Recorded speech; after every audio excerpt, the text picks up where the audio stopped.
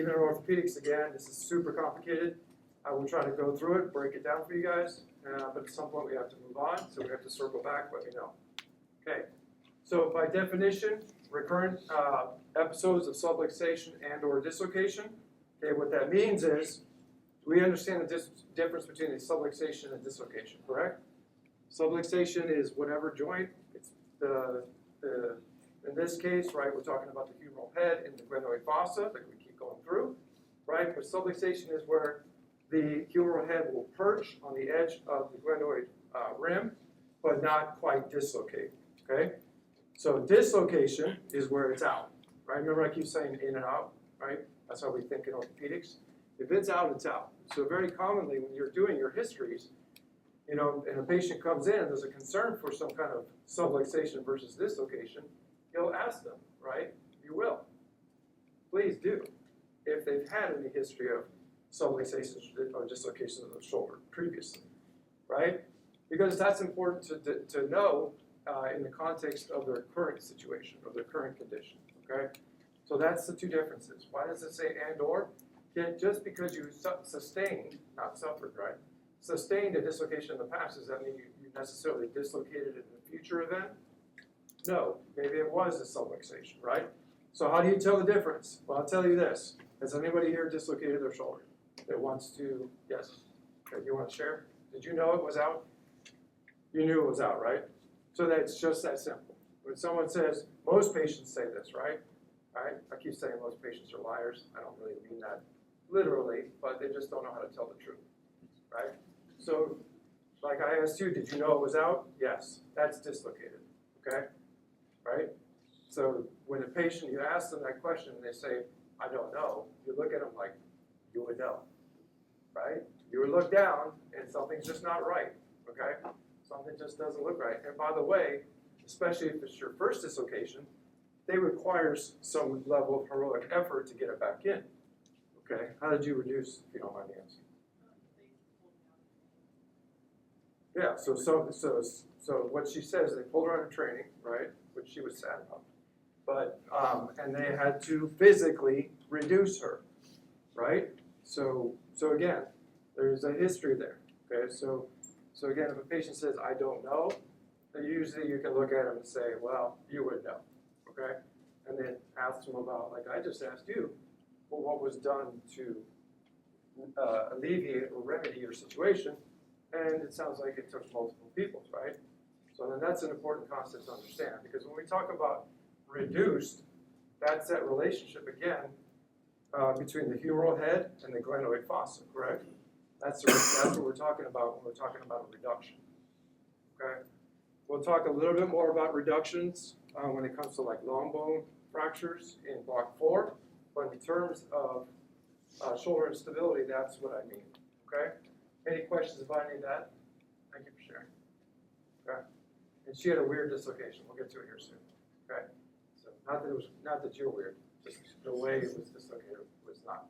Because what I'm about to say is commonly true. Most dislocations are anterior. You guys probably already know that. 95%, like a large portion of people, right? So most common is anterior, and it is considered traumatic. Okay, meaning it doesn't necessarily require a lot of force sometimes in certain patient populations, but it is trauma, okay? It is a traumatic event because as we're going to talk about in a few slides, it can cause bony abnormalities and ligamentous abnormalities as a result of the dislocation of the humeral head from the glenoid fossa, okay?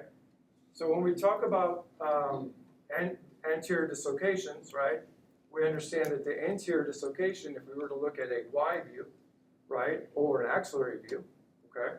And remember, the axillary view is what you want, but if you can't get it, you can get a Y view on any patient.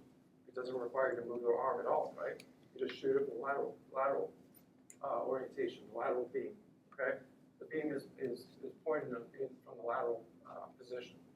So, but if you're talking about multi-directional instability, that's the hypermobility, okay? There's probably at least one person in this room who can, take their thumb, pull all the way back and touch their forearm, who can bend their knees back, who can bend their elbows, and you're like, oh my goodness, you're an alien, right?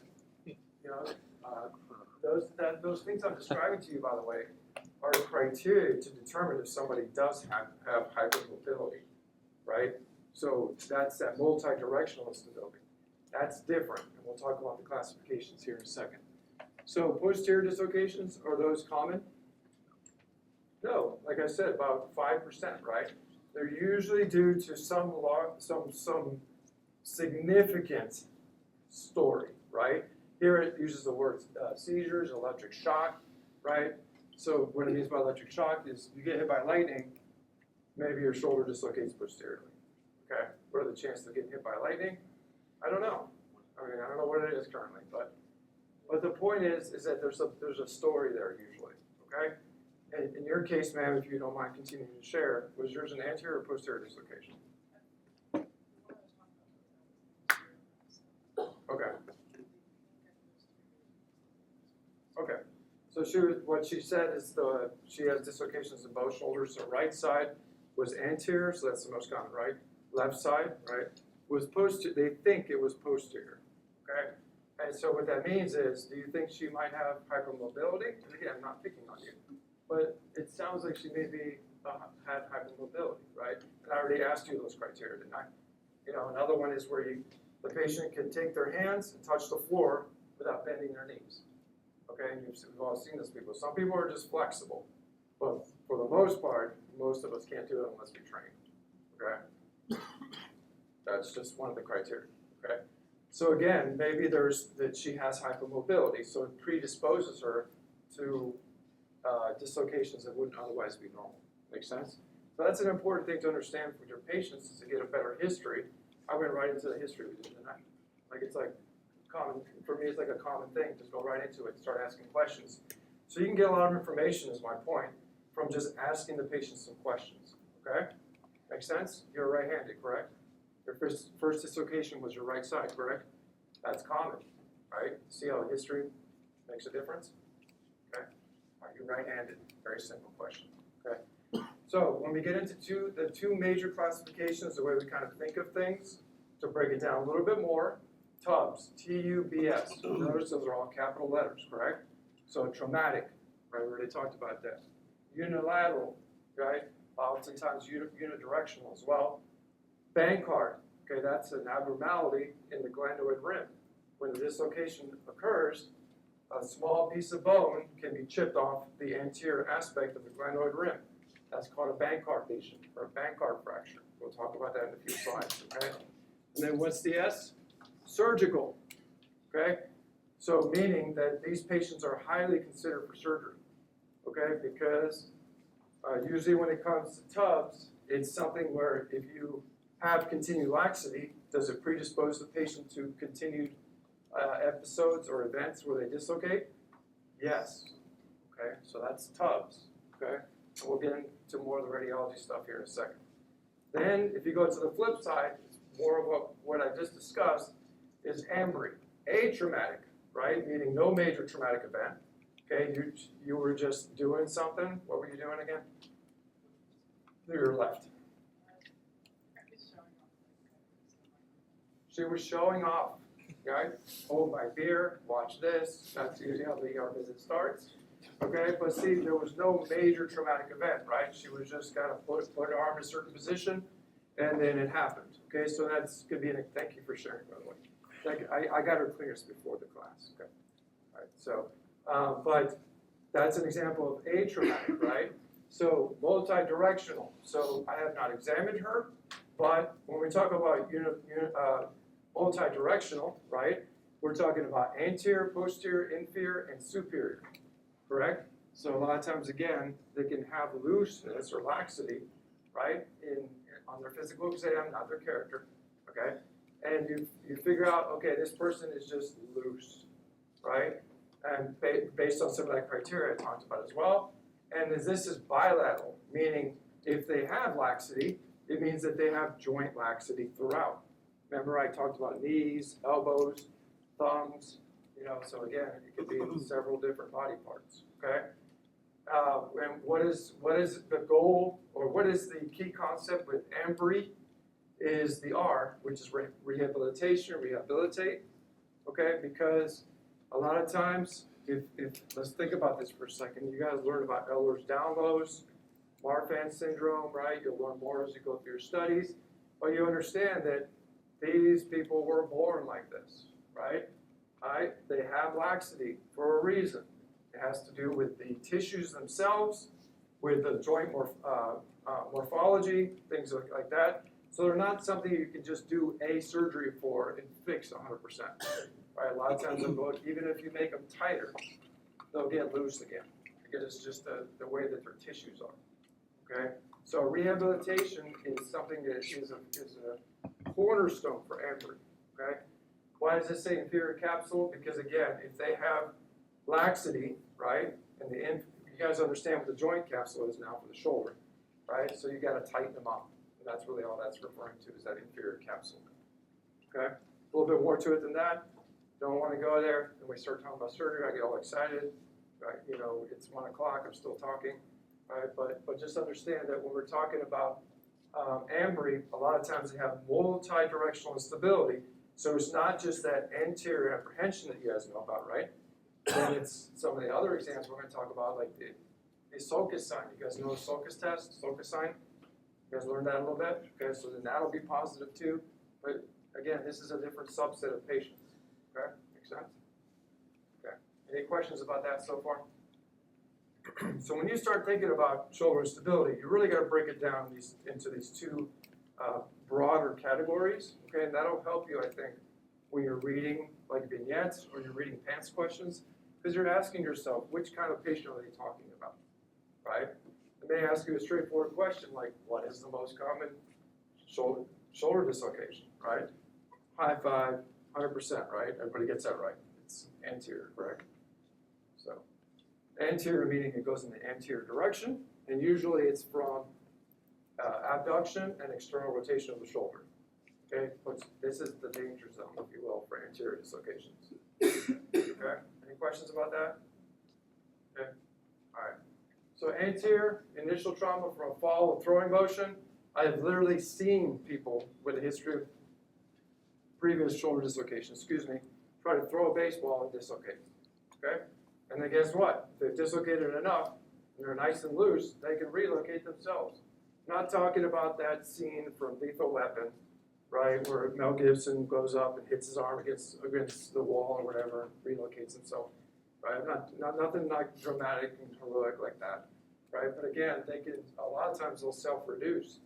Okay, that's where that term comes from, self-reduce. They did it themselves, right? And that's usually, again, that's cases of people that have multiple anterior dislocations, not the first one. The first one, as a rule almost, most people have to get reduced.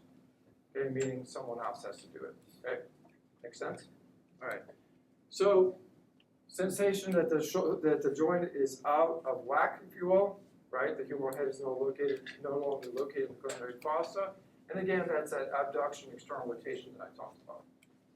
Multi-directional, right? I'm not going to say that you voluntarily did it, right? But you didn't require any heroic force or any weight in your hand or anything like that, right? You literally just took your arm and just kind of put it to your left side and put it behind you and it dislocated, right? So maybe that's that multi-directional.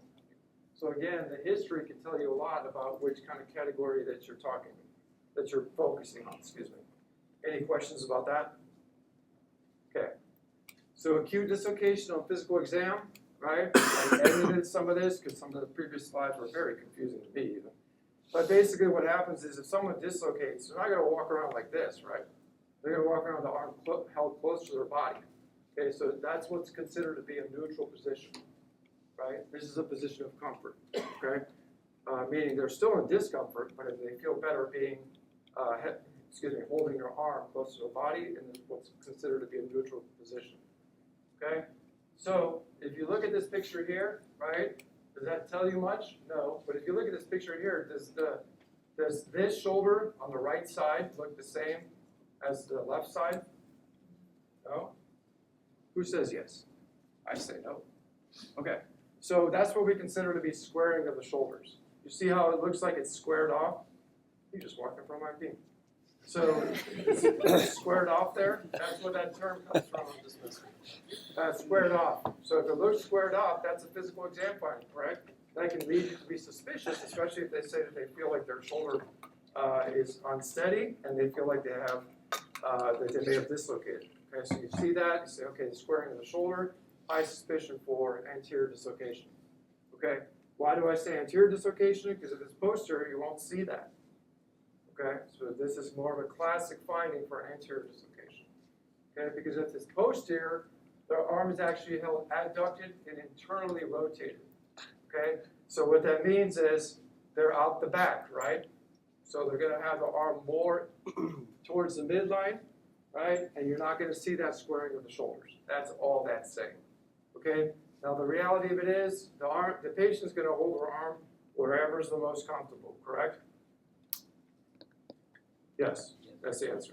Yes, that's why I edited this, because this is not the way it was before. Not necessarily true. Not so much like it's true in hip dislocations that we'll talk about later. Okay. But if you see this squaring of the shoulders, that's highly suspicious for an anterior dislocation. We did already talk about how a lot of posterior dislocations are missed, right? A lot of them, 80%. Okay, so if you're suspecting a posterior dislocation before you go on to do any heroic reduction attempts, get your imaging, because you're fighting yourself, right? And more importantly, you're fighting the patient's anatomy. And as we're going to talk about here soon, there can already be some bony abnormalities that occur due to these dislocations. And if you're trying to reduce a posterior dislocation in an anterior dislocation technique, you're going to make things worse. Okay? Meaning, you're going to bang some more bone, if you want to remember it like that. Okay? Axillary nerve function. Okay? So you should check that. Again, it's in here because it's a physical exam finding. So axillary nerve. Does the axillary nerve have any function with abducting your deltoid? Yes. Okay, we know the nerve root, but we also understand now we know the brachial plexus, that as you move down that brachial plexus and start to branch off, you also get into some nerve distributions and nerves that feed certain muscle groups. So deltoid is what you're checking essentially. You literally walk up to the patient and you say, can you push your arm against, see what she's doing right there? She's just literally going like this. If she can do it, it's not like a 5 out of 5. She can just do it. Does that make sense?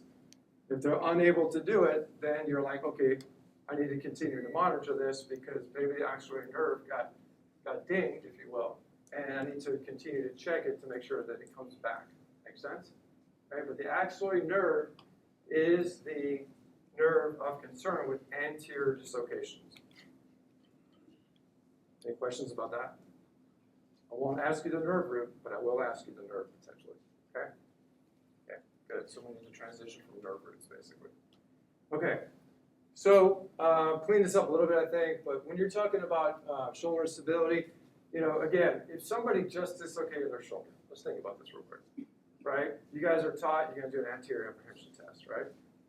Now, I will tell you this. If somebody just dislocated their shoulder, you got an ER record that says they dislocated their shoulder, and it's reduced now, right? Because you get reduction films, make sure it's back in, get a YV if you have to, right? Are you going to make the patient do anything to re-dislocate? No. Okay, so a lot more about what we're talking about here, when it comes to some of the other tests, like the sulcus sign, things like that, you're talking about hypermobility and ambry, not necessarily TUBS. Okay, so you have to understand again where you're at in this spectrum and understand what kind of patient you're dealing with. Okay, because when we're talking about chronic instability, right, and we're talking about ambry, then you're going to do all these tests. Okay, but if you're talking about somebody who just dislocated and you're more concerned about TUBS, right, TUBS, then anterior apprehension can literally be as simple as if the patient takes their hand, because they're usually going to come in a sling, right? They're going to present in a sling, and we'll talk about that. Take them out of the sling, they don't want to lift their hand away from their belly. Anything where they're doing external rotation at any level of abduction, they're apprehensive. Okay? So I tell you that because you do not want to force the patient to get into that position that you guys have been taught, right? The high five position. Because if you do and they pop back out, who has to reduce them then?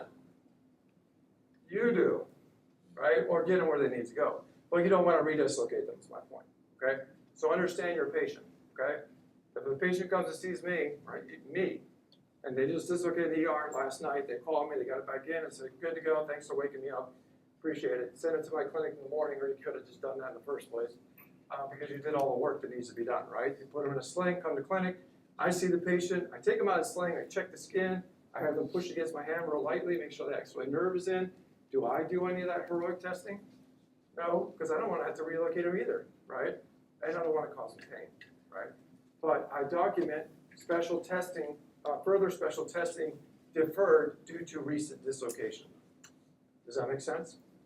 Okay, so we do teach you all these techniques and stuff, but again, understand whether this is an acute dislocation, it just happened within 24 hours, within 48 hours, or if it's they have chronic instability and you're checking to see if they have anterior apprehension.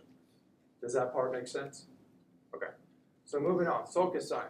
So sulcus sign, you see that picture there, you're putting your fingers on the lateral border right there at the humeral head, and you're trying to distract the shoulder joint in an inferior dislocation, right, or distal, correct? So you see that arrow shows right there, that squaring again, for lack of a better term, right? Squaring there. So that's basically where you have increased laxity, right? You have increased translation of the shoulder in the inferior direction. Do you compare that to the contralateral side? Yes, because a lot of times, especially when it comes to multi-directional stability, right? Ambry, is the B stand for bilateral? Yes, it does, right? So that's your concern, is that they have hypermobility just from who they are. Okay, makes sense? So that's where the sulcus sign really comes to play. Apprehension test, I think we talked about. Jerk test is better demonstrated, right, than discussed. But jerk test, remember how I told you anterior, posterior, superior, inferior? You can have hypermobility or laxity in any of those directions. Well, you guys weren't being taught previously how to test for posterior stability. It's important to understand that because isn't that part of the multi-directional? So I have incorporated that. I will tell you that the jerk test, you will not see any test questions on it, right?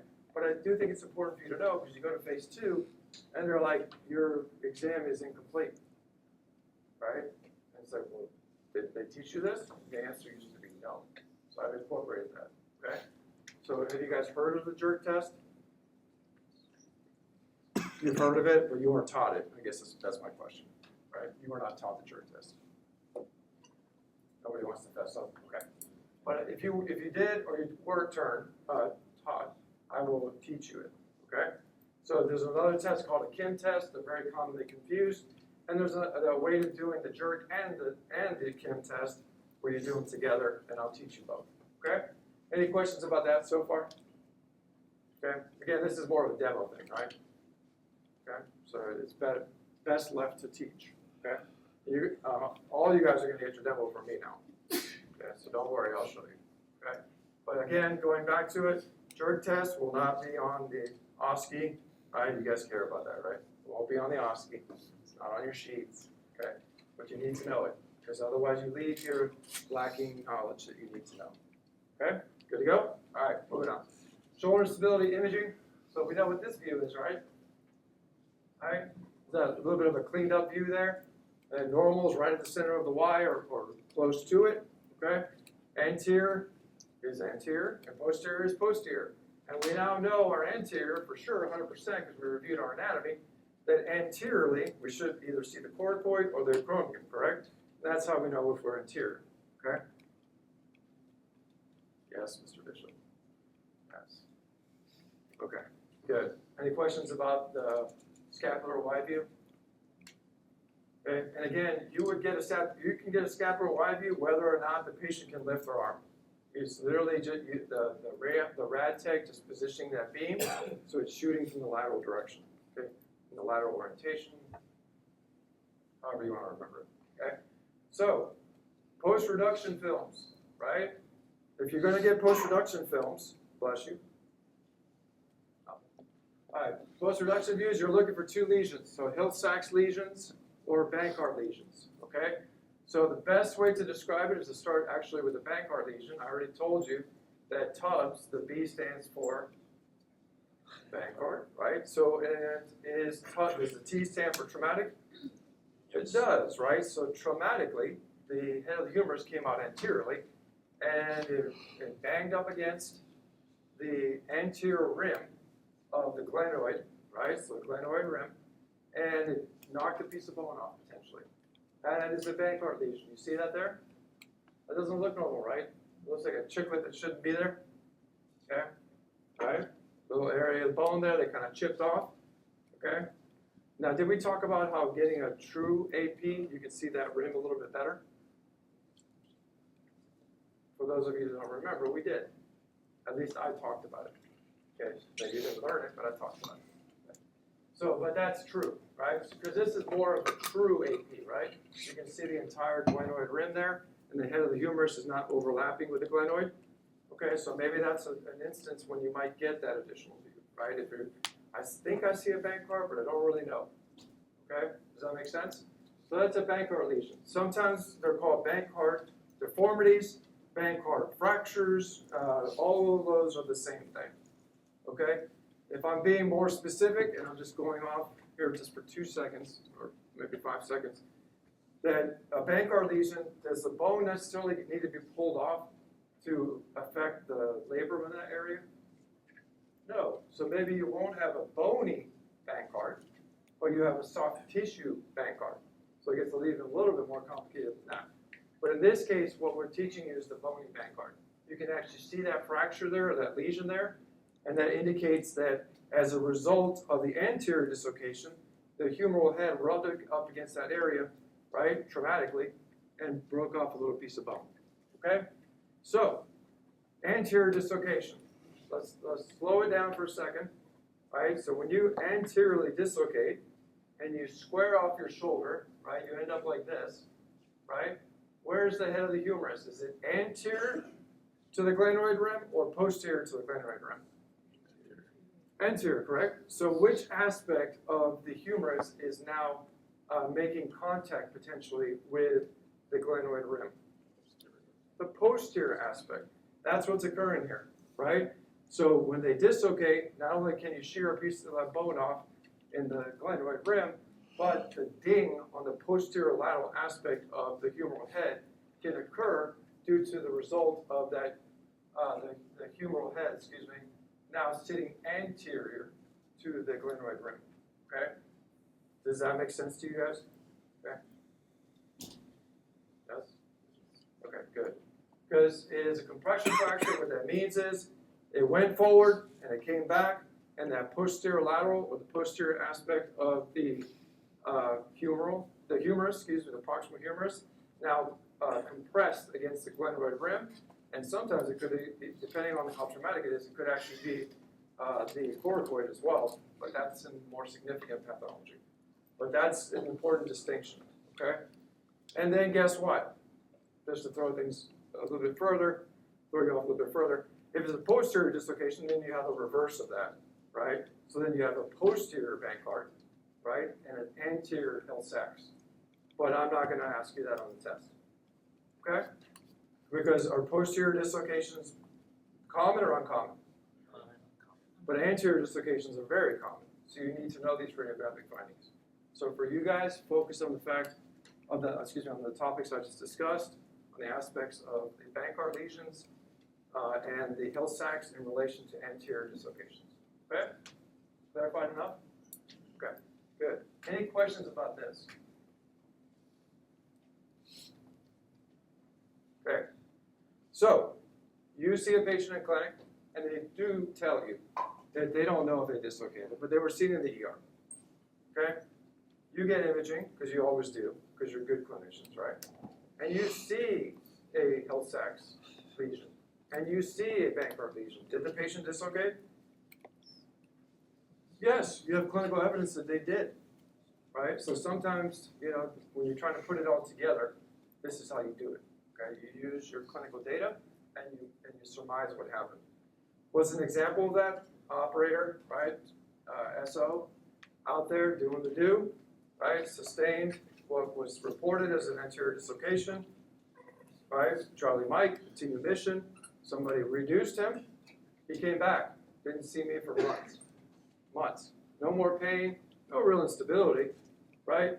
But he still had some residual neurologic deficit because he was out for a while, okay? And he was like, I just want to get checked, right?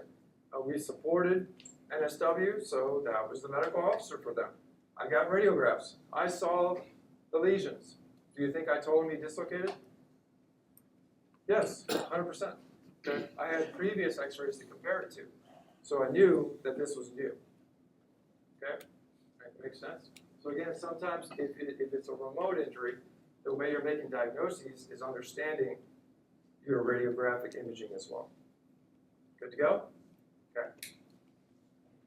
All right, so adverse outcomes of disease, obviously if they have axillary nerve injury, are you guys taught that nerve injuries don't like, the nerves don't like to take injuries?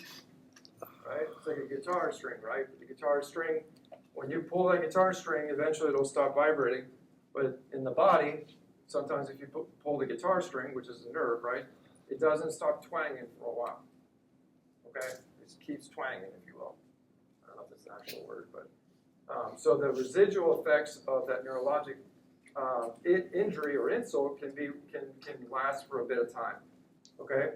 Now let's get back to our already shared knowledge. Okay? If there's a concern for peripheral neuropathy, we're trying to figure out if there's a decrease in nerve conduction and the axillary nerve distribution. Do we have a test for that? We sure do. Okay? See how you can't just dump knowledge. You have to keep adding. Okay? And that's called a EMG nerve conduction study. And are you going to compare that study, the results of that study and those velocities to the other side? Yes. So again, that's something to keep in mind. Okay? Don't dump knowledge. Keep adding. Okay? Recurrent instability, well, duh.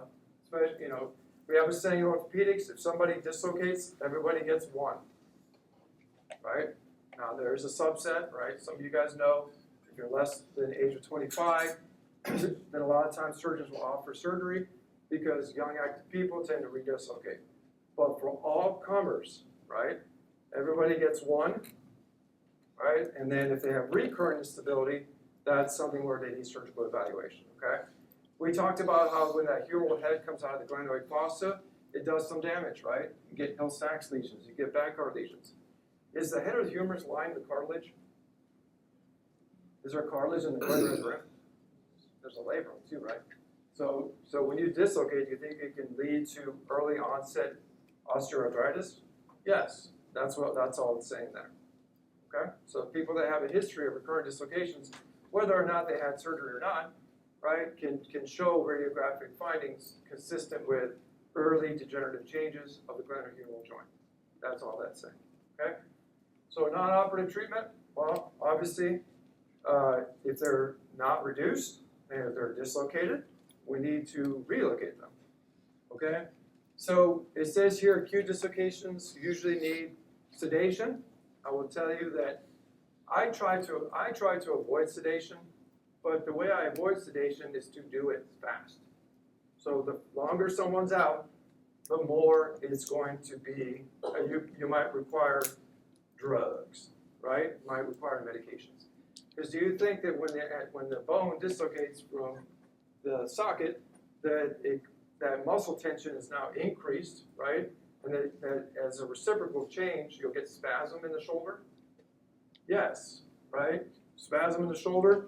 And so do you think that spasm and that tightness that has now occurred due to a response to injury might require you to give them medications to relax the muscles? Yes, it does, right? Pain is one thing, right? You don't want somebody screaming, right? So I always tell the ER, wait, do you hate this patient? Give them something. Good Lord. But make sure you do your neurologic test before you do any pain meds, right? Yes? Okay, north and south? Okay. Yeah, make sure you get your neurologic assessment before you get meds, but otherwise give them meds. And then if I show up and they've been out, say, for an hour or two, or maybe hours, then we give them benzos, or have you guys learned about benzos yet? Yeah, okay. We give them something to relax them a little bit, right? And again, that's to decrease that muscle tension so you're not fighting the patient, okay? Good to go? Okay, that's what they mean by sedation. Do they have to be 100% asleep? No, not necessarily, unless there's more going on, okay? First time dislocations, you gotta relocate it, right? It's an anterior dislocation. You're gonna send them to therapy. Like I said, you guys as PCMs will usually get them as an ER follow-up, right? Unless you're working in the ER or the acute care clinic. But you'll get them as a follow-up. The one thing you need to know is that you need to be, I don't want to use the word aggressive, but you need to be direct in telling the patient you gotta go to physical therapy, okay? Yes, they're gonna be in a sling. How long are they gonna be in a sling? Let's do multiple choice again. Hours, days, weeks, or months? Weeks, maybe 2 weeks, right? But I try to get them out of the sling as soon as possible. Your book says 3, right? So I'll stick to that, right? But I will tell you as short a period of time as possible. Because what's the enemy of orthopedics? Yes, and we're fighting an enemy on a daily basis, okay? But if you do get them out of the sling, right, you guys are going to teach them those little exercises we talked about, right? Get out of the sling, move your elbow, move your wrist, move your hands, move your fingers. You remember the pendulum swings? We teach them that too. You guys already know this knowledge, okay? So you're going to demonstrate that, you're going to teach them, okay? But you're going to try to get them out of the sling as soon as possible to make sure that they don't get subsequent stiffness, okay? Is it appropriate for you to tell physical therapy to transition them out of a sling? Well, it depends on how quickly they see the patient. My point being, you guys all have your stories, right, Mr. Willie, about how long it takes to see physical therapy, right? Right? So if you know that I'm going to see physical therapy for 4 to 6 weeks or months, you need to tell them, you need to give them that plan to get out of the sling, right, Mr. Willie? Absolutely 100%. Because otherwise you're just sitting at home wondering why nobody loves you, because physical therapy hasn't called you back, right? So that's my point. I've seen so many people come back to me, been in a sling for months. Do you think those people are stiff? Do you think their rehab is going to be even more difficult? Yes. Do you think they're even more pain? Absolutely 100%. So be judicious. That's the word I'll use, okay? Your book says 3 weeks though. So if you're asked a question on any future testing, get them out within 3 weeks, okay? Good to go? 100%, okay? Ambry, what's the rule for Ambry? What's the R stand for? Rehab, rehab, rehab, okay? So every semester I go through this, and I tell you my stories, okay? Because usually the patients, with multidirectional stability are females, okay? And there are people that are active, that, like gymnasts. Are gymnasts highly flexible? Yes, right? So there are male gymnasts, okay? I'm not saying there aren't. Don't get offended, whoever you are out there. Okay, but you need to tell that patient to go to rehab. When they come back to you and they're still saying that they have multidirectional stability, what do you need to tell them to continue doing? Rehab. Right? And then they come see me. You've seen them for 3 months. They've been in rehab. So you've seen them for 6 months. Been in rehab multiple times. They come see me. Where do I send them? Rehab. Right? Maybe focus on some different exercises though. I start ramping it up a little bit. I start prescribing things that I don't teach you guys necessarily, but in an effort to get them to tighten up a little bit, if you will. But is it just the tightening up, or is it developing other muscle groups to provide more stability? That's the question that you'll answer for yourself in phase 2 for sure. And I told you guys already I'm going to give you that book with the home exercise programs, right? All right, so I will do it, okay? But just understand that there's different levels of therapy. Because if you send somebody to me that has well-documented, well-established Ambry, right? So multidirectional stability, they can touch the floor, like I described. They're aliens, right? Their elbows go out, way out, right? Their legs go way out, right? All that stuff, they can touch your thumb. Right? They can do all these crazy flexibility things. Like I mentioned before, do you think if we just rush to do surgery, that they're going to have necessarily the best outcome without doing significant physical therapy? No. And even if they do the physical therapy, maybe they just go on to have residual instability because things loosen up again. Does that make sense? So again, when you're seeing patients that you have well-documented multidirectional stability, make sure you send them to rehab and make sure you impress upon them how important it is for them to be compliant with the rehab, because surgery is not always the answer. Okay? At least not surgery right away. Okay? So non-operative treatment failure in Ambry. Non-operative meaning a lot of non-operative treatment failure, a lot, okay? Tubs, you gotta send tubs, right? You guys understand that tubs is traumatic, unilateral, Bancards, and the S stands for surgery, right? So that's consistent there. You see this here? That's a big tear there, isn't that? Big cartilage defect as well, more than likely. Okay, so the surgical techniques are varied. These are only a couple of examples of what might be done. Okay, what this is showing here is that that's actually a labral repair. Okay, so the labrum got significantly torn when the patient dislocated, and we literally used suture material, super heavy-duty suture material, and anchors to try to anchor that back in. Because doesn't the labrum provide stability, added stability, for the glenoid fossa? That's what it does, right? So if that's torn, you got to stabilize that too. Make sense? Yes. Okay. I'll let you guys go on break. So referral decisions, red flags. If you just cannot reduce somebody, A, you don't know what you're doing. B, you're trying to overcome too much muscle tension and all those factors we talked about. You're not in the right setting. You don't have the right drugs, right? Because you need IV access, correct? Okay, all right? I know some of you guys are medics, you're like, oh, just start an IV and I'll push meds. You also have to have credentialing to do sedation. Okay, send them to the ER, send them to the acute care clinic. They got somebody there who's credentialed and standing by. Those patients need to be monitored for breathing. Breathing is important. Okay, but if you're unable to, with your attempts in your clinic to reduce them, and they continue to be irreducible, you need to send them. Okay, good to go? So tubs, obviously, if you have traumatic unilateral Bankard surgical, you're going to send them, right? And multi-directional, you've done all the therapy I talked about, and more therapy, and more therapy, and more therapy, and they just show no improvement. And more importantly for you guys, they look at you and say, Mr. Smith, I've been seeing you now for 2 years. You keep telling me I need more therapy. My backstroke, my golf game has been suffering. Okay, so I need to, what do I do now? What's your answer? More therapy? I like this guy. But at that point, it's been 2 years. I think it's perfectly reasonable to send him to me, because then I'll have the discussion.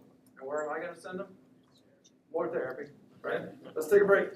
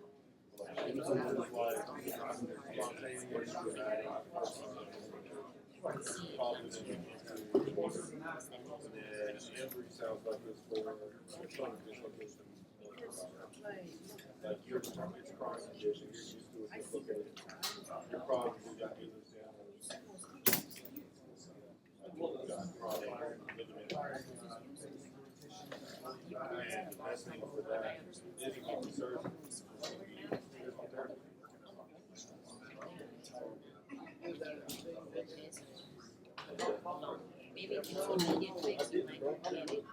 You would be able to it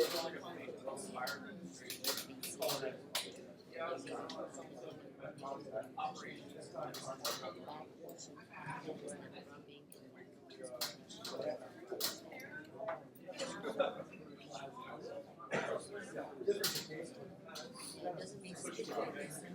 That's how I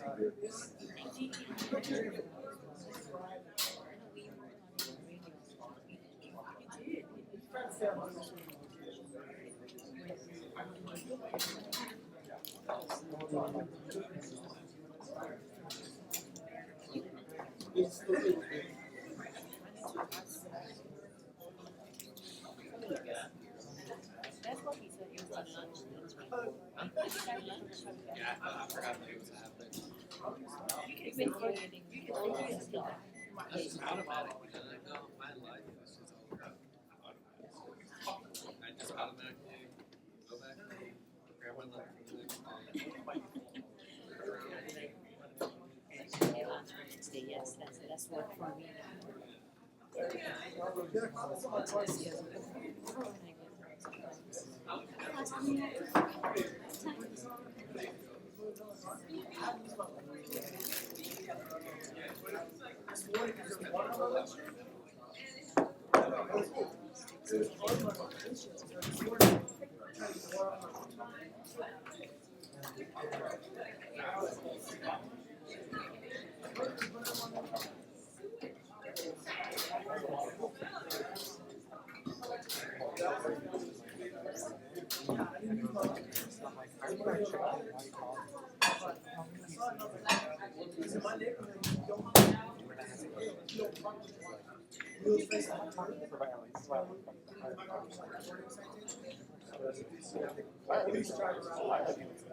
Yeah, if you have a nurse appointment, like it depends on what it's for.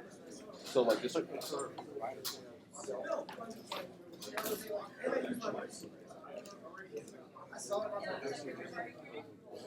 no, there's certain things that you just have a nurse do if it doesn't involve like a physical prescription. If it does, yes, then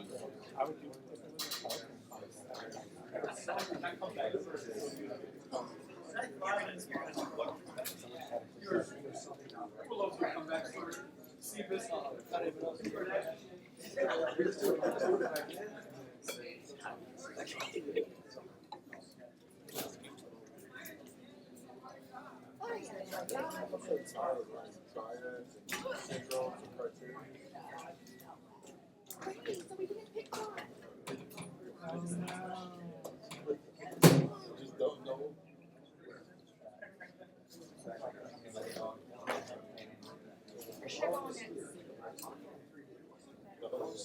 It's like cardio.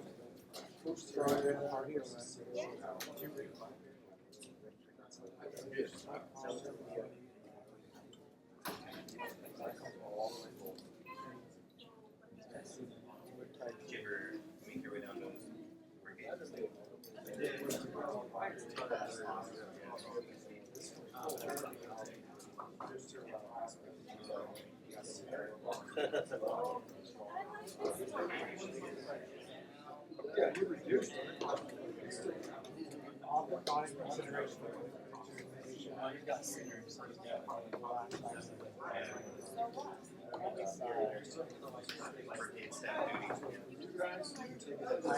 They all look nice.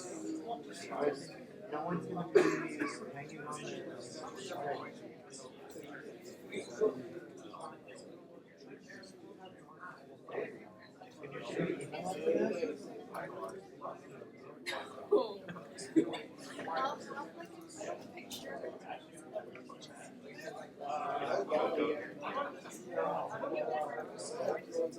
I've never planned a baby shower.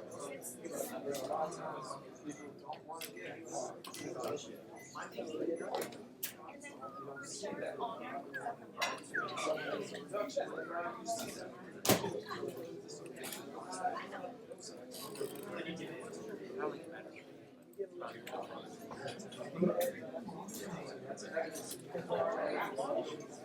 I look at babies and my experience. That's why you're Come back.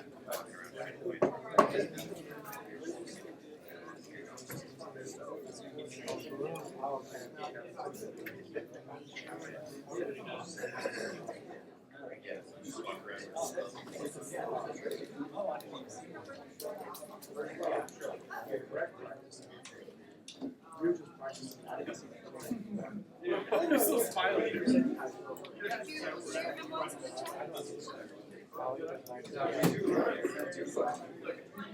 That's a false.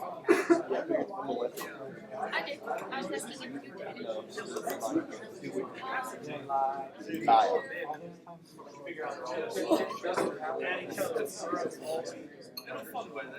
Oh, yeah.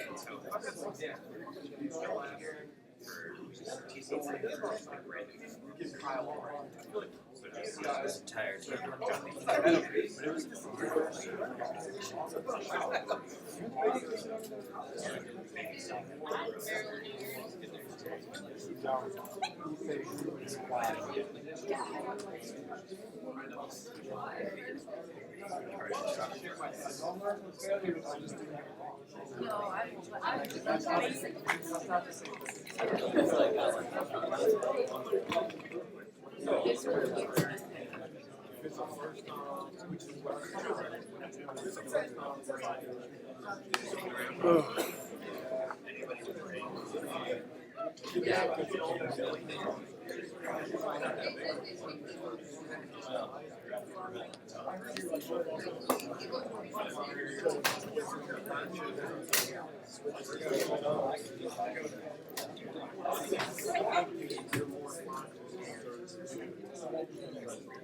Alright. There's no office. Alright, let's go. Let's keep it moving. Alright. So, as always, good questions. This class always asks good questions. I would like to share some of the questions that were asked. Right? So the question, one question was asked, I thought it was a very good question, because see this picture here? Did I talk about any reduction techniques? I did not, correct? This is not something where I just tell you how to do it, and you just know, oh, I'm good, just gonna do that. That's how I learned how to do the fellowship. The ER called me at 2 in the morning, and my third year said, good luck with that, let me know when you reduce it. So I watched a bunch of videos, and I went down there and did it, okay? But short of that, that's not how I teach you guys, right? Because you don't have more extensive orthopedic knowledge yet, okay? You will, okay? But I would tell you this. Some ERs, providers, right? And I don't want to call it the ER, but I am, right? They don't get pre-reduction films because when you get the post-reduction films, you see the Hill-Sachs lesion, you see the Bankart lesion. So you're like, oh, okay, the post-reduction, that means that it happened due to dislocation. But what if you get pre-reduction films and you don't see any of those lesions? And then afterwards, you get the post-reduction films, and now you see all those lesions. Did the dislocation cause those lesions? Or did you as the provider, not you, but a person, cause those lesions? All right? Chicken and egg, all that. All right? So my point to that is, if you don't know what you're doing, right, and you have never done this before, and you don't have someone to help you do this, right, don't just look at these book pictures, right, and decide for yourself, I'm good to go. Okay? Because you can pull with all might, and you might actually be causing more harm than good. Because you never get the reduction, but you're causing more bony abnormalities, right? You're causing more tearing of the labrum potentially. Does that make sense? Okay, so very common, I do this instinctually, but I'll go down and look at the pre and post reduction and judge the provider, okay? What happened here? Did they get the reduction and not cause further insult or injury, right? And if they do, I give them a high five. If they don't, I usually just kind of look at them and just say, I don't know, man, you should get more benzos before you do this in the future, because you're pulling too hard. You can see the lesions, right? So, you see what I'm getting at? So what's the point of what I'm saying? Learn how to do these techniques, okay? There's the stinch technique, there's the cross-body technique, which is being shown there, that's very common, right? But it's not a strength thing, it's a technique thing. You can be a weaker, right? Maybe you can't lift 245 pounds overhead, right? Maybe you can only lift, 80 pounds overhead, and still be better at doing reductions than somebody that can lift 245 pounds overhead, because they're trying to muscle through it instead of using good technique, right? Oh, and by the way, drugs, right? Good to go. What do we have? Yeah. But the point being is that, again, if you're pulling with all might and you're not able to get it, you're always thinking in the back of your mind, this might be a posterior dislocation, right? right? But in the back of your mind, you're also thinking to yourself, I've tried enough times here. I could be causing more harm than good. You sling them and you send them, okay? Good to go? I thought that was a very pertinent question. Because again, we go through all these techniques, right? How do I do it? I mean, it depends on the patient. Again, if the patient has already had multiple dislocations, they have a history of it, and especially if they have a history of self-reductions, they reduce it themselves, I might actually just do a passive technique, which is where I lay them on a table in the prone position, so face down. I hang the arm over their side. I put a 10 to 15 pound weight on the end of their arm, right, on the wrist, right? That can be with curlicks or whatever. And I just let gravity do its thing and slowly pull it out, right? Because people that have multiple dislocations, I already told you, they're loose, right? So it doesn't necessarily require brute force. Sometimes you just have to have constant force, and they'll reduce. And that causes less trauma on the shoulder joint, right? The glenohumeral joint, on the tissues involved, etc. Right? Makes sense? When I said I told you I don't like to use the word aggressive. What I'm saying is be expeditious, is what I will say. Making sure that if someone dislocates, you get them to see somebody soon, because it'll be an easier relocation, for the most part, if it's done sooner than later. If that muscle tension hasn't set in place, right? And they don't require a lot of drugs. All right. Any questions about that? That was a good question, man. Thank you. All right. There's no bad questions, right? Just the ones I asked. Okay. So someone asked me about this picture here. You know, like I said, that's a labral repair, right? So we're going to talk about slap lesions here in a second. But when we talk about labral tears, these labral tears, again, are due to a result of a traumatic dislocation, right? Okay?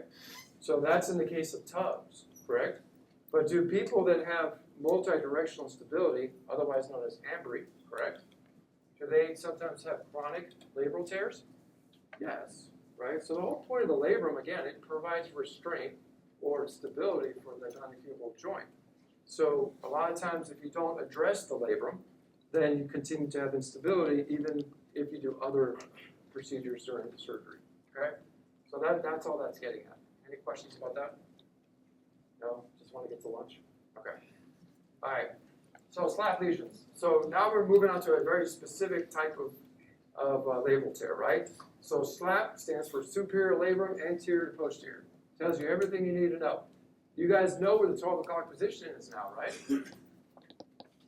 I showed you that picture, and I didn't put that picture on the slide according to whoever's asking it, right? But you understand that if there's a 12 o'clock position, anything that is to the right of that, or anterior, is an anterior portion of the labrum, and anything that's posterior to that, right, is the posterior labrum, okay? So where do you think this tear is? It's superior labrum, so again, at that plane where the 12 o'clock position is, but anterior to that and or posterior to that. Do you think this tears? You see this picture, that's what it's showing you, right? See that right there? That's what it's showing you, that 12 o'clock position-ish, but it goes anterior to posterior. Do you think it always tears in a predictable fashion? No. Okay, so this can have multiple appearances, both on MRI and also when you put a camera in there, right? A scope, when you're doing the Lord's work, and you put a camera in there, you put an instrument in there, and you're pulling and you're moving things and you're checking things. It can look different. But SLAP is a term meaning it's at the superior aspect, right? And anterior to posterior. Can you also have a posterior labral tear? Sure, right? And then you'll have posterior instability, okay? So since this is anterior to posterior, do you think they're more likely to have anterior instability? Confusing, right? Because it says it's anterior and posterior, but usually it is, okay? So don't get those two confused, okay? I told you guys if there's a clock, right? The clock runs from 12 to 12, essentially, all the way around. Now, if you talk about things in degrees, we understand if we do a 360-degree turn, we end up where we started from, right? Okay. So again, you can have a very complicated labral tear that we call, that in orthopedics, if you hear the term, this patient had a 360 labral repair, that sounds pretty significant, right? Yeah, that sounds really bad. So usually, again, that's due to some major foreign trauma where the labrum got torn all the way around. So now that we understand our terminology, we'll get back to SLAP, and we'll focus on SLAP, and don't get confused with other forms of labral tears, okay? Where does the long head of the biceps insert at? 12 o'clock position, correct? So, long head of the biceps inserts at that 12 o'clock position at the supraglenoid tubercle. So, since it again is contiguous with the labrum, do you think that people that have SLAP tears sometimes have biceps tendonitis too? Yes. Yes, the answer is yes. Okay. So the question becomes, what do you do about it? Do you do something? Remember we talked about a biceps tenodesis in relation to a rupture, right, and a traumatic rupture. But if they have a chronic labral tear and a chronic bicep tendon insertional tear, or just bicep tendon tear, then you might have to fix both, right? Because if you only fix one, will the patient continue having pain? Yes, but usually with the SLAP lesions, it has to do with instability because the biceps, as it inserts there at the 12 o'clock position, doesn't necessarily provide stability. So don't get those two things confused, okay? Make sense? Okay. So getting back to our special testing, you do O'Brien's test, and you have a positive finding, right? And a positive finding means thumb down, not thumb up, right? Then you do your palm up in the forward flexion position, which is called a Speed's test, right? Right? And with the O'Brien's test, they have pain with both.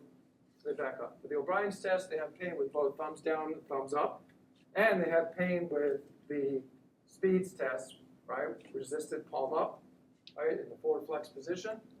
Right? Is it more likely they have a labral tear or biceps tendonitis? You see what I'm getting at, right? Right? Now, can they still have some degree of labral tear? Yeah, absolutely. But what's their issue? It's the biceps tendon, because then you move your fingers down, magic fingers, right? Sparkle fingers. Move your fingers down, and they have pain at the, what's that groove called? Bicipital groove. Oh, and by the way, the patients have pain when they hold a dumbbell weighing 35 pounds forward or away from their body. And they do a lot of bicep curls. They're like the warrior, okay? Right? They've been hitting it hard, especially lately. It comes and it goes, it gets better, it gets worse. That's a classic sign or a picture of more biceps tendonitis. Okay, make sense? All right, so again, I can't talk about SLAP tears without also mentioning biceps tendonitis because they tend to coexist, or sometimes your exam may lead you more to thinking one over the other. If there's a question about it, what's that imaging we get? MRI, and it'll tell us, right? We'll look in that axial cut, we'll look at the biceps tendon as it sits in that groove we just discussed, and see if there's any pathology there, okay? But getting back to this SLAP, okay? Hopefully I didn't confuse anybody. You can either involve fraying, right? So when we go in there and we look at it, fray is literally what it sounds like. It's like a piece of rope that's been frayed, right? Sometimes we call that crab meat. Nobody has ever seen crab meat? Then just remember fraying, right?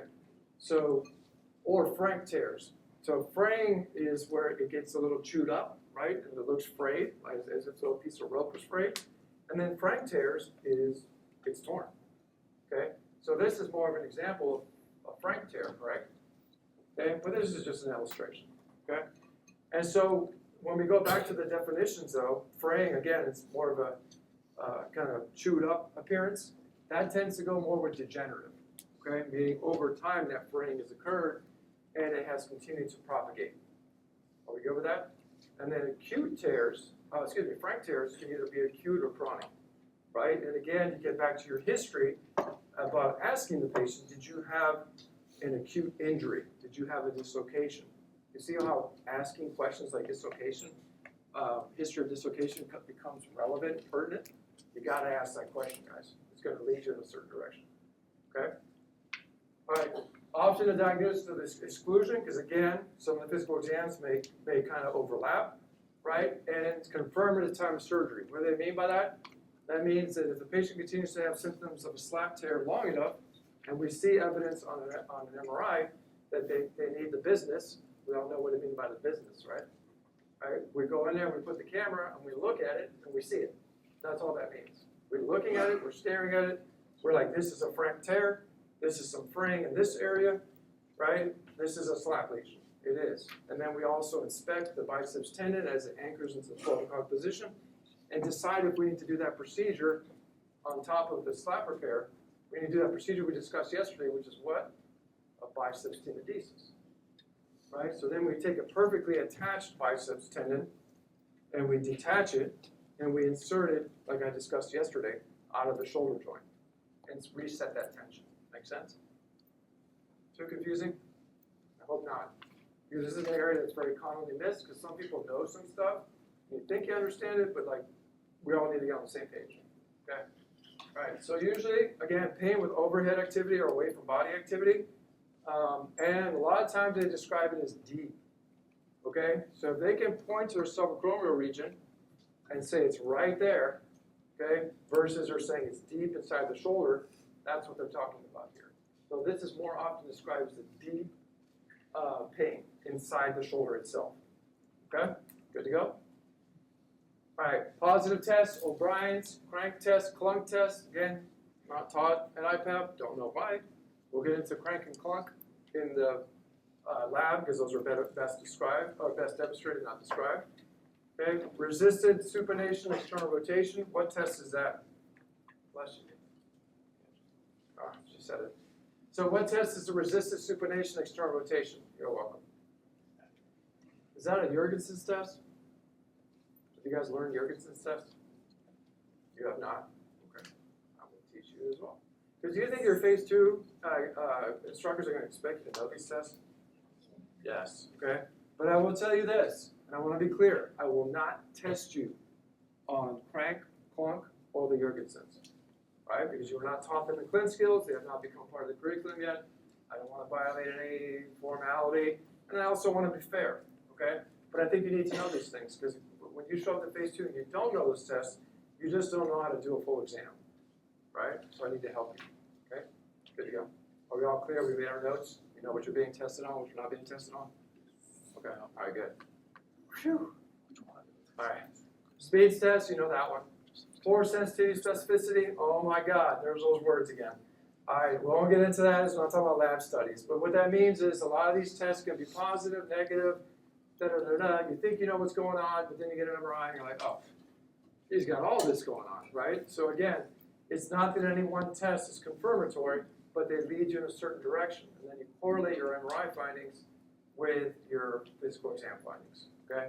I won't ask you any more questions about specificity and sensitivity, okay? Phew. All right, designed to elicit pain as the lesion is compressed. That's what these tests are doing, right? Because now we're talking about a slap lesion, right? So we're trying to put the lesion in as much compression as possible to see if that's the patient's issue. Does that make sense? All right. So resisted supination external rotation test. If you do it in that position, that's one way of doing it. A Jurgensen's test is another way of doing it. And again, we'll get into that. So don't be too concerned about that just yet. Okay. Radiographs. Again, you're always going to get an AP axillary if you know nothing else you can get. Right? Often normal. Is this soft tissue? Yes. Is it deep inside the joint, the glenohumeral joint? Yes. You won't see it on X-ray. Good to go? So that'll be normal. Okay? What's the gold standard? Okay? We're still teaching this. Okay? When you get to phase 2, you may hear some conflicting data. Okay? But the gold standard for diagnosing intra-articular pathology of the glenohumeral joint is an MRI arthrogram. That is the gold standard. Right? And like I discussed yesterday, what happens is that this is not something where they start an IV and give the dye. They inject the dye into the capsule itself, into the shoulder joint, and then start shooting imaging and see what it looks like. Okay? And what they're looking to see if there's any discontinuity in the labrum as that dye kind of makes its way around the glenohumeral joint. Makes sense? Inside that capsule. Okay?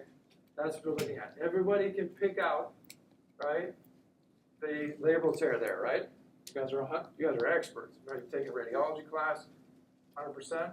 No, that's why I circled it. Okay? I did not add that. That was there previously. Or maybe I did. Who knows? Because people are like, well, what am I seeing, sir? You see how there should be a nice continuous line here? But there's a break. You see the dye went out there? This should be continuous going up and down, basically. But there's an area where there's gray. There's a discontinuity in that line there, that labrum. That's a labral tear, okay? I'm not gonna ask you on the test to point it out to me, okay? I'm just trying to tell you what it is. That's why I circled it. I'm trying to give you guys some knowledge. I just, maybe. Depends on who's asked, okay? I do not recall. So, but that's basically what's showing there. But that's an MRI arthrogram, still the gold standard. So why, a little bit of side conversation, not, again, don't take this as word, MRI arthrogram is the standard. But why has some providers, some surgeons, some facilities gone away from necessarily needing an MRI arthrogram? Because is an MRI arthrogram, do you think it's painful to stick a needle to someone's shoulder joint and inject that contrast? Yeah, it's painful, right? So if you don't have to, But there's been an improvement in the quality of MRIs. That's what it is. MRIs have just gotten better. Okay? But if you're overseas, stationed in Misawa, Japan, you get arthrograms as much as possible because their MRIs suck. Okay? But they're not as high quality. There we go. All right, we're all back. All right, so MRI without contrast less than 50%. So again, still the gold standard. Right? Okay. Any questions about this picture? Of course not, because it's not testable. But when you guys get out there and you're in phase 2, and somebody has a slap lesion, see if you can find it on the MRI arthrogram. Right? You know the diagnosis. Why? Because the surgeon told you the diagnosis, right? Right? No, I'm joking. Because you did a good physical exam and you said, sir, ma'am, I have a concern for a slap lesion. That's why you know, right? But then a radiologist report says there is one, see if you can find it, okay? So if they don't get treatment, what's gonna happen? They're gonna have chronic pain, okay? Some disability, so do you think if it hurts to do activity away from their body and up, that they're gonna stop doing it or have difficulties with doing it when they get back to doing it? Yes, that's all they're saying, okay? All right, non-operative, I bolded, I said it right that time, physical therapy. So physical therapy is important, okay? If someone's a freaking gym warrior, right, and they are lifting super heavy, especially inclines, declines, things that put them into a more precarious angulation, you need to talk to them about either modifying their workouts, right, in areas that don't put their shoulder into more compromise, or dropping the weight. Okay, makes sense? So the way I teach it is this. If you go ahead and put your hands forward like this, right, in the position I'm in now, right, I surrender, right, I give up, I'm done, I can't continue, right? This is your safe area, okay, when it comes to your rotator cuff. This is safe, okay? Anything up here, not safe, definitely back here, way back here, forward like this. So I teach people that, any exercise you can do that you can stay in this range. So what is that? It's still this, right? Right? It's still some of this, right? Because when you lay down, you still kind of stay in this plane, right? A little bit. So maybe you can go out a little bit, but not all the way out. Okay? But you just modify it. The closer you keep to your body in that plane that I talked about, you put less strain on your rotator cuff. And if your rotator cuff's not strong, do you think it puts more strain on your labrum? Yes, that's why when you send in physical therapy, you tell the physical therapist rotator cuff strengthening and scapular stabilization. See how it all comes full circle? Can you exercise your labrum? No. But you can exercise your muscles, right? All right, good. That's all I'm saying. Okay. So limit throwing. If they're throwing athletes, good luck. You tell them to stop throwing, good. Good luck, right? But does anyone here play baseball? Yeah. Not professionally? Okay. But we know that there's a pitch count, right? For players, pitch counts. Meaning instead of throwing 100 times, probably a bad number, right? I'm not a baseball player, right? But instead of throwing 100 times, they throw 50 times of practice for like a few weeks, right? So they limit their pitch count. Make sense? So there's ways of doing this. Remember, you guys are going to have to become the jackal. What was the saying, sir?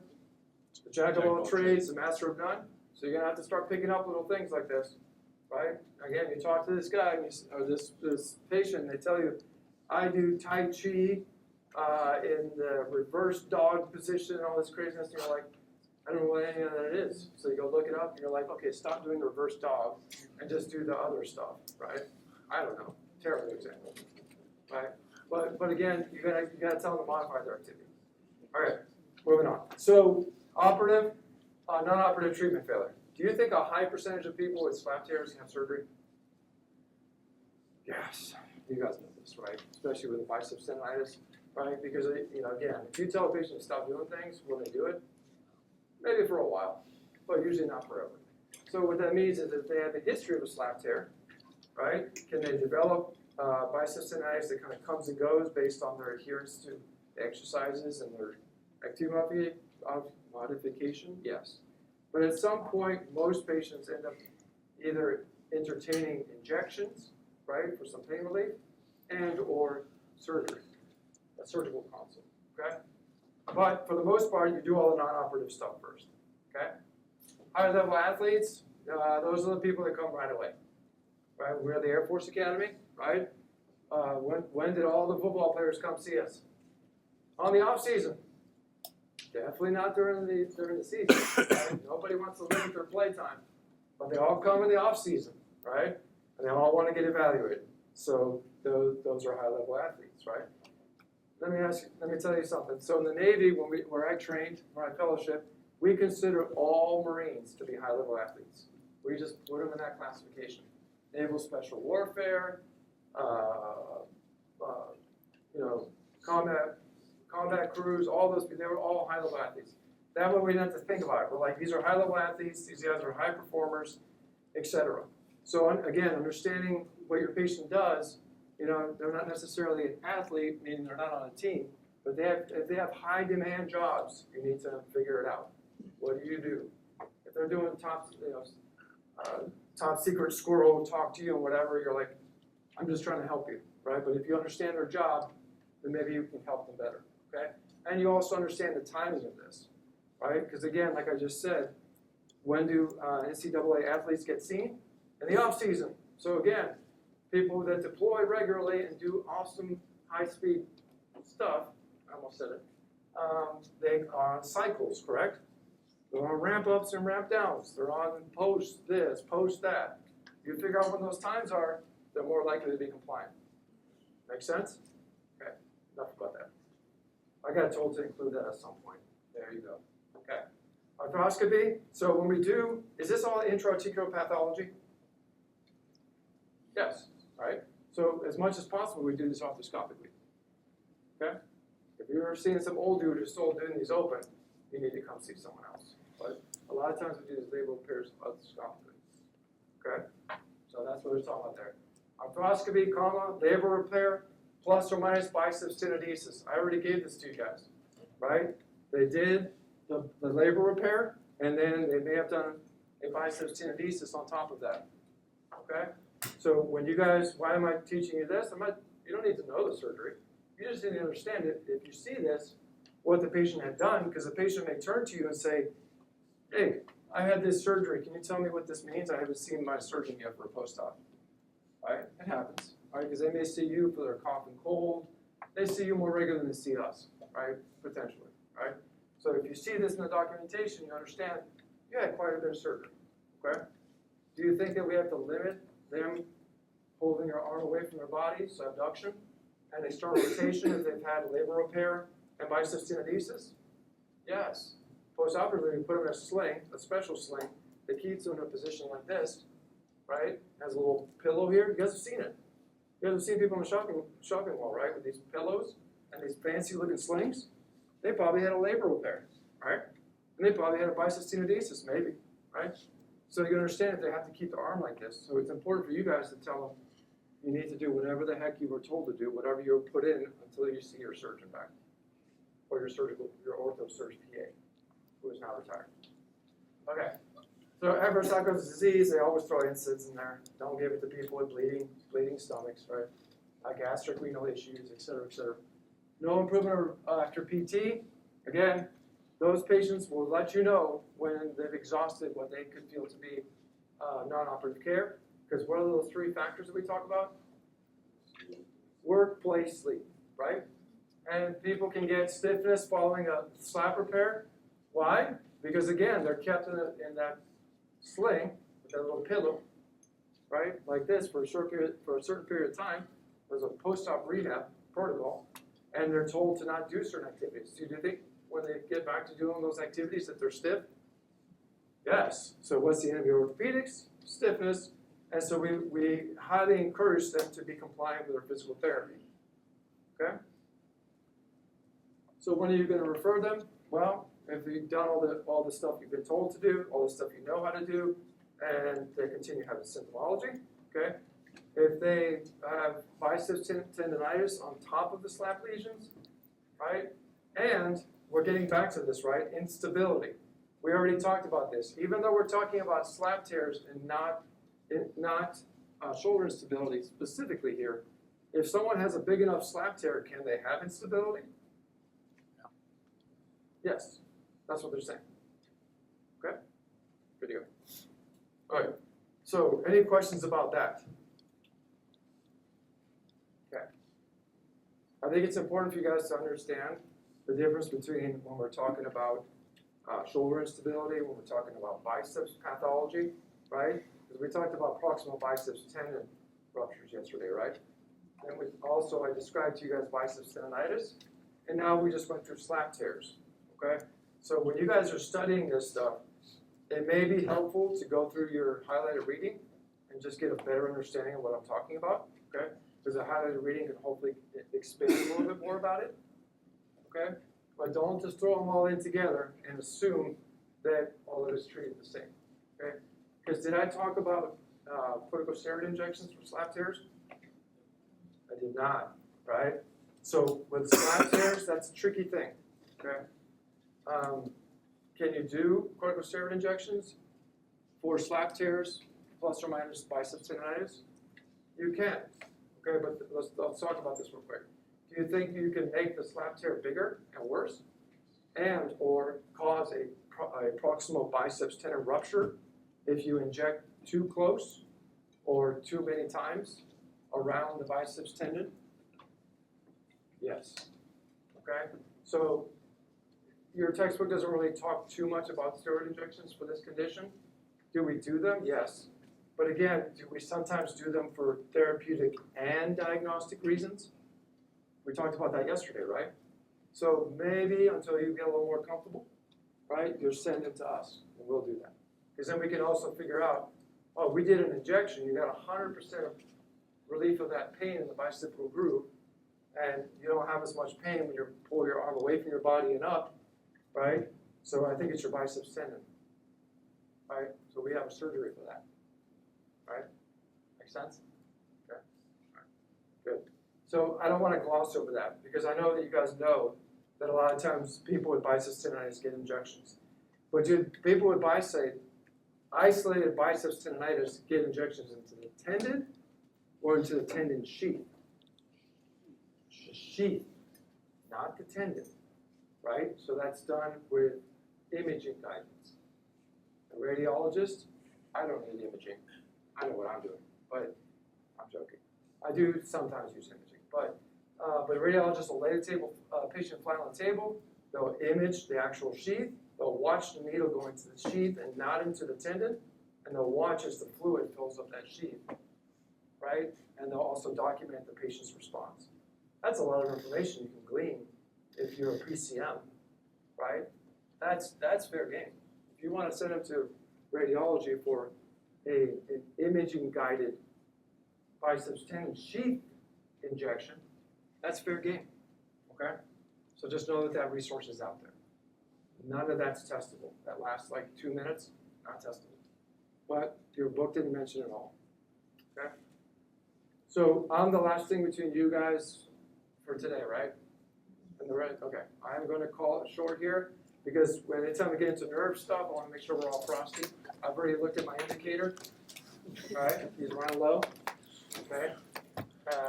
Mr. Deloach is